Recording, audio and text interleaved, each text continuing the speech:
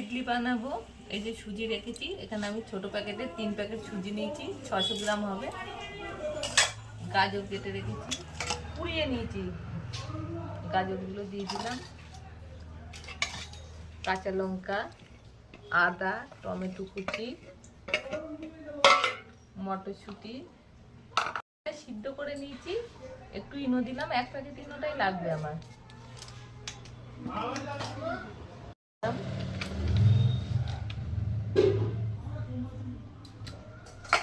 দিলাম টক দই, পুরো প্যাকেটটা দেবো।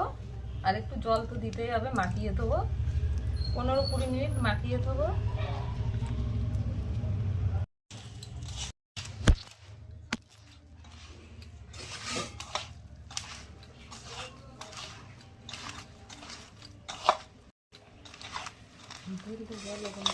পনেরো 20 মিনিট এবার রেখে দেবো রেস্টে।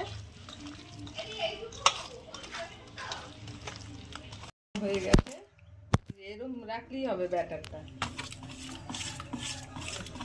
আর একটু ফাটিয়ে নিচ্ছি।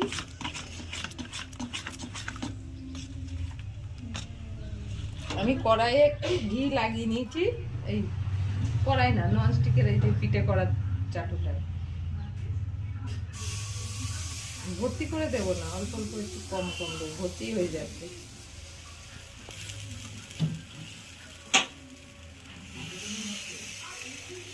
ভাত দিয়ে দিলেই ভালো হচ্ছে।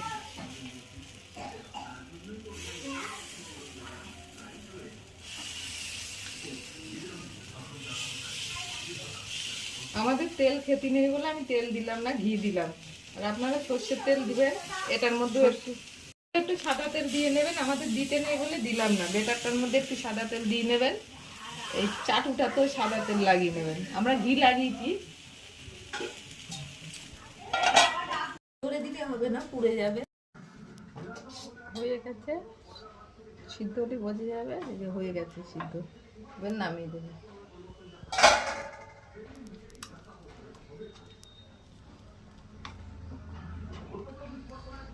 গরম এই যে হয়ে গেছে, কলা পিঠটা এমন হয়েছে। গাজর দেওয়া বলে একটু লাল হয়েছে, গাজর না দিলে সাদাই হতো। হয়ে গেছে। এবারে ধনেপাতার চাটনি করে রেখেছি তেঁতুল দিয়ে, এই যে ধনেপাতার চাটনি দিয়ে এখন সকালবেলা টিফিন হবে এটা।